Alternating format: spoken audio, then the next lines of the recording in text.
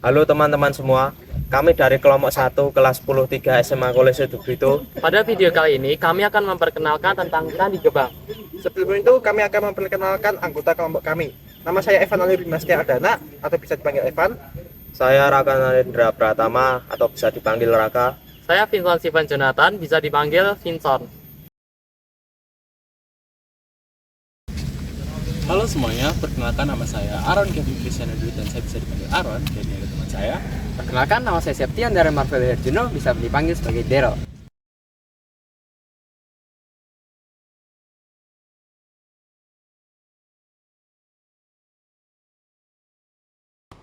Nah, jadi Candi Gebang merupakan candi yang tersembunyi di wilayah Gebang, Sleman, Yogyakarta. Nah, candi ini bukanlah kompleks candi yang besar seperti Prambanan ataupun Candi Borobudur, melainkan sebuah monumen yang berdiri sendiri dan menyimpan narasi yang padat tentang peradaban Hindu di Jawa pada masa-masa awal. Nah, sejarahnya adalah dengan kerajaan Mataram kuno, khususnya pada masa Wangsa Sanjaya yang menjunjung tinggi agama Hindu aliran Siwa. Nah, penemuan candi ini dimulai dengan ditemukannya sebuah arka Ganesha oleh seorang 3 petani pada tahun 1936. Nah, arka tersebut memiliki sebuah kunci pengait yang menunjukkan atau menjadi pemicu gagasan bahwa itu adalah bagian dari sebuah bangunan kuno atau yang bisa kita kenal sebagai candi. Nah, penemuan arka ini kemudian mendorong para arkeolog untuk melakukan penelitian tentang kemungkinannya adanya reruntuhan candi di lokasi tersebut. Nah, penggalian akhirnya dimulai dan dilakukan oleh pemerintahan Belanda pada tahun 1936. Dan spekulasi tersebut dibuktikan dengan ditemukannya beberapa batu-batu pada kedalaman 2 meter di bawah permukaan bumi karena tertimbun pasir sungai. Nah, batu-batu yang ditemukannya itu hampir lengkap untuk menyusun struktur pada bagian kaki dan juga bagian tangan. Namun, sayangnya pada bagian badan banyak batu-batu yang masih hilang.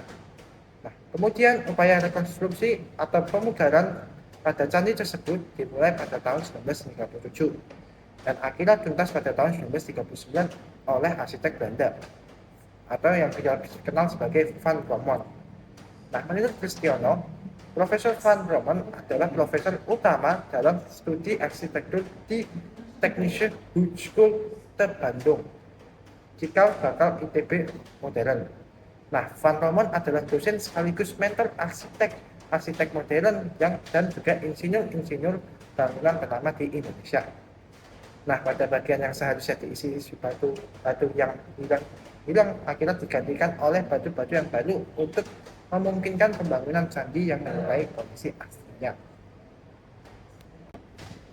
Candi Gebang berbentuk persegi panjang dengan ukuran 5,25 meter kali 5,25 meter dan dengan tinggi mencapai 7,5 meter. Batuan pada atap dan kaki candi nyaris lengkap, tetapi batuan pada badan candi banyak yang hilang. Ketika candi direkonstruksi, badan candi diisi dengan batuan yang baru. Struktur bangunan candi ini mirip dengan struktur batuan kerajaan Medang dan batuan pada candi ini menggunakan full batuan andesit. Bentuk candi yang menjulang ke atas dengan atap yang berupa ratna serta arca-arca pengikut seperti Durga Mahisa Suramardini atau istri Siwa dan Ganesha yaitu putra Siwa menunjukkan bahwa candi ini merupakan candi Hindu dengan aliran Siwaisme. Secara umum, candi memiliki 3 bagian utama dengan makna yang berbeda-beda. Bagian pertama ialah bagian paling bawah dari candi. Pada candi Hindu, bagian ini disebut sebagai Burloka yang menambahkan dunia bawah yang menjadi tempat manusia, binatang, dan makhluk kotor atau fana yang masih terikat hawa nafsu dan kehidupan duniawi. Pada bagian ini sering ditemukan ornamen makara dan ukiran makhluk halus yang menggambarkan keterikatan manusia dengan nafsu. Sedangkan pada candi Buddha, bagian ini disebut sebagai Kamadhati yang melambangkan dunia keinginan di mana makhluk hidup masih terikat pada nafsu dan keinginan duniawi. Bagian selanjutnya ialah bagian tengah atau badan candi. Pada candi Hindu, bagian ini disebut sebagai Varloka yang melambangkan dunia perantara, tempat di mana manusia mulai mensucikan diri dan berusaha mencapai pencerahan. Di bagian ini terdapat simbol pusat kekuasaan orang suci, Risis, dan dewa yang lebih rendah sebagai perantara menuju kesucian batin. Sedangkan pada candi Buddha disebut sebagai rupa dhatu yang melambangkan alam rupa di mana manusia yang sudah mulai melepaskan diri dari nafsu tetapi masih terikat pada bentuk dan rupa, seperti kehidupan sang Buddha setelah mendapat pencerahan namun masih memiliki bentuk. Bagian akhir ialah bagian paling atas. Pada candi itu disebut sebagai Swarloka, di mana itu melambangkan dunia atau dewa, kayangan atau surga dengan kesempurnaan tertinggi. Puncak biasanya berbentuk ratna atau mirip dengan kuncup bunga teratai, atau amalaka, bentuk seperti buah.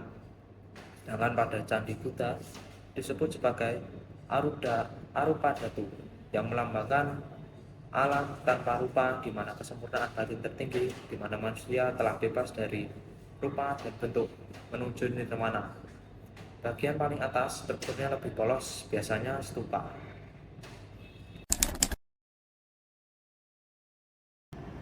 Selanjutnya ada bagian-bagian candi.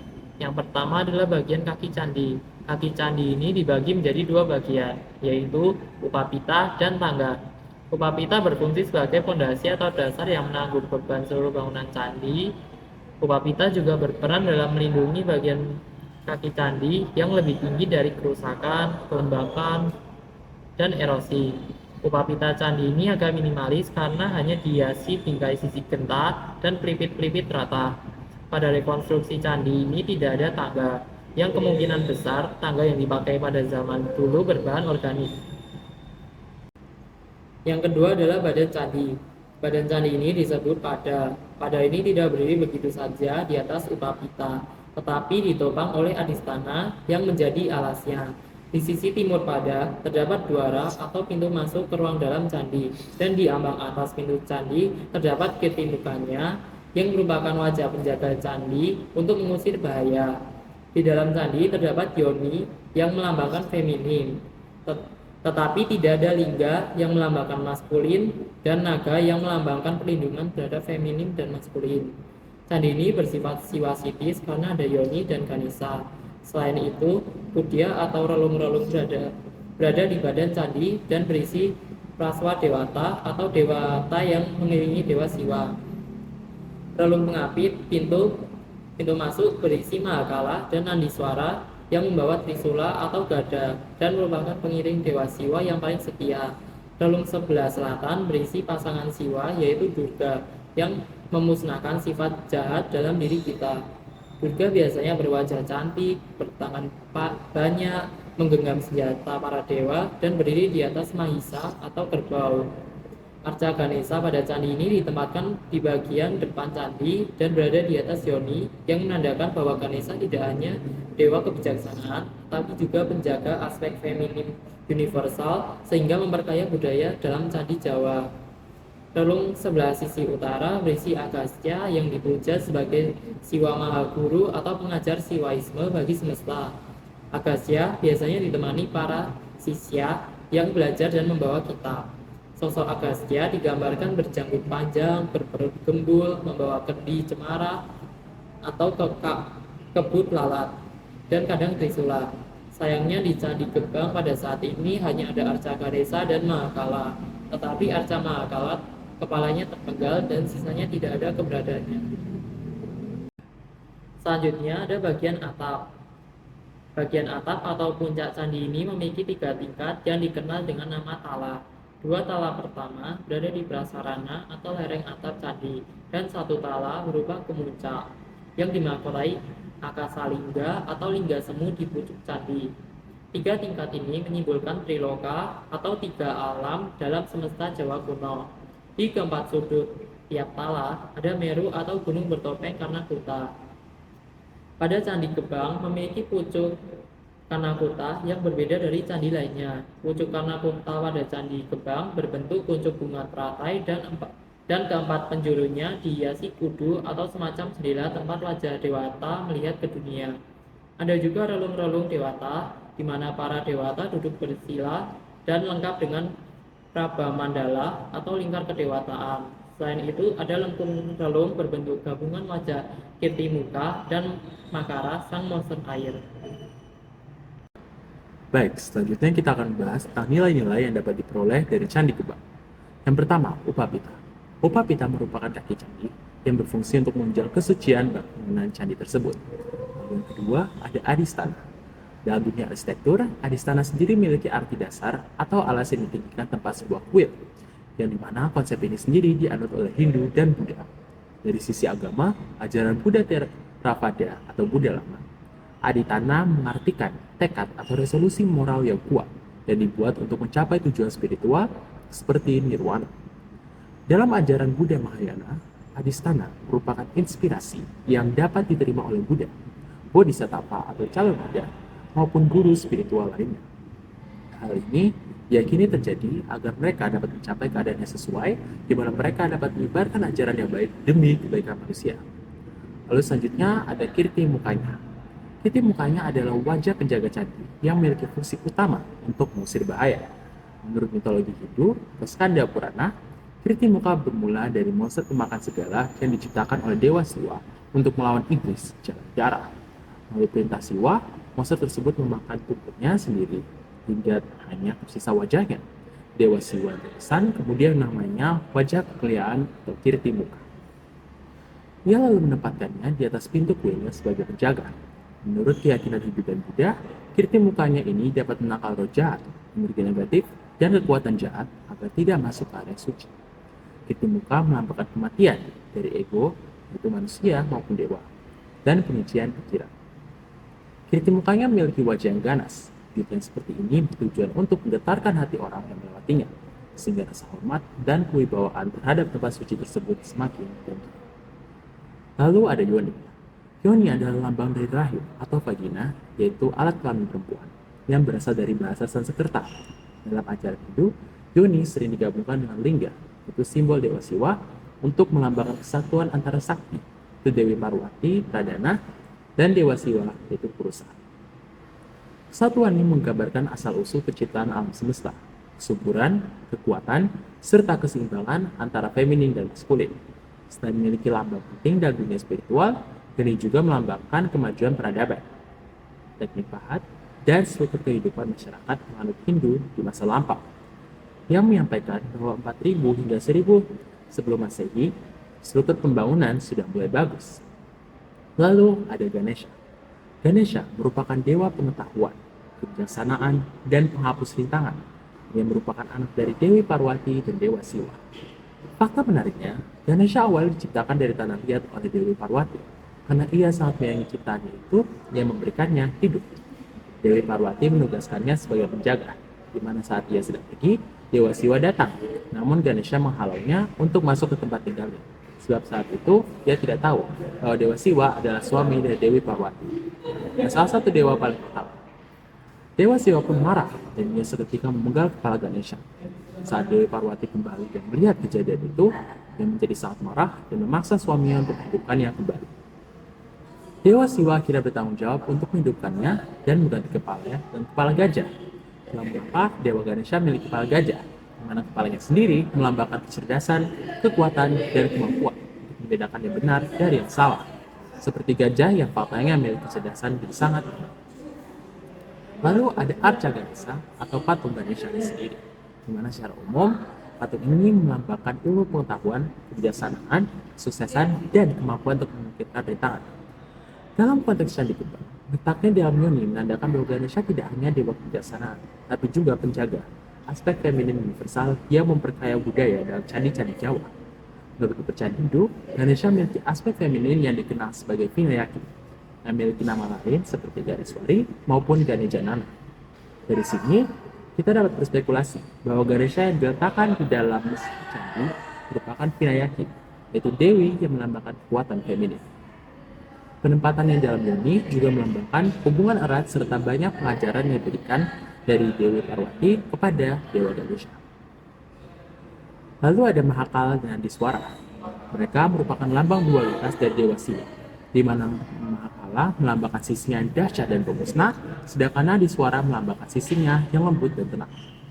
Mereka adalah pengiring paling setia dari Dewa Siwa, di mana kepribadian mereka yang berbanding terbalik namun masih bisa bekerjasama juga melambangkan nilai kerjasama dan kolaborasi. Selanjutnya ada Lingga.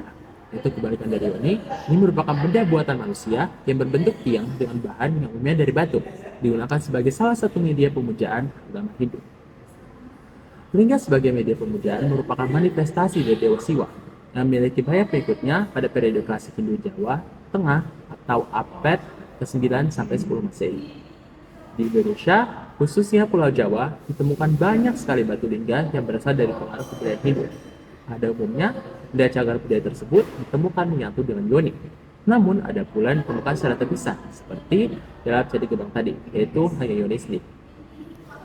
Bentuk lingga umumnya seperti tiang atau pilar batu yang menyerupai alat kelamin pria atau phallus, yang merupakan simbol sakral dalam agama Hindu, terutama untuk Dewa Siwa. Lingga sering dipasangkan dengan yoni, yaitu simbol vulva atau alat kelamin perempuan, untuk melambangkan penyatuan energi pria dan wanita serta penciptaan. Sehingga secara kesimpulan, yoni dan lingga sering melengkapi satu sama lain. Setelah lingga ada Durga. Durga merupakan arca atau patung Dewi Durga, salah satu dewi utama dalam agama Hindu yang biasanya ditempatkan di relung utara candi. Ia digambarkan sebagai sosok wanita cantik yang bersemangat dan pemberani, seringkali dalam pose mengalahkan raksasa atau asura yang menyerupai kerbau, Mahisa. Oleh karena itu, ia juga disebut Durga Mahisasu Ramadini atau Durga penakluk raksasa kerbau. Arca ini melambangkan kekuatan, keberanian, dan simbol kemenangan atas kejahatan. Setelahnya ada Agastya. Agastya secara umum merupakan nama anak laki-laki asal India, sebuah julukan yang menunjukkan kekuatan murni. Agastya berarti orang yang memindahkan gunung atau penggerak dan tak tergoyahkan, dan merupakan nama seorang bujang Hindu. Nama ini ditujukan bagi seorang yang cukup bijaksana untuk mengatasi rintangan api. Perbatasan Candi Gebang di sebelah timur ada Sungai Larang yang mengalir dari utara ke selatan. Di sebelah selatan dan di sebelah barat ada lahan pertanian, dan di sebelah utara ada lahan perkebunan milik penduduk. Oke, jadi nilai yang dapat kita ambil untuk dijadikan kesimpulan pada peristiwa kali ini adalah ketidaksengajaan yang menguntungkan dan juga dibarengi oleh kecintaan akan warisan budaya leluhur. Peristiwa ini diawali dengan petani yang tidak sengaja menemukan arca Ganesha yang mengindikasikan adanya pecahan-pecahan candi di sekitar arca tersebut. Hal ini juga dikombinasikan dengan kepedulian pemerintah Hindia Belanda serta upaya Jawatan Purbakala untuk membubarkan kembali candi ini, menunjukkan bahwa nilai kerjasama dan kolaborasi dan antara rakyat lokal dan arkeologis merupakan hal-hal esensial yang diperlukan untuk mengembalikan peninggalan tersebut. Kedua, rekonstruksi candi oleh pemerintah kolonial. Tim Jawatan Purbakala yang dipimpin oleh Van Romon menggambarkan bahwa peninggalan sejarah harus dikonservasi kembali dengan cermat untuk mengembalikan peninggalan yang telah terhapus tersebut.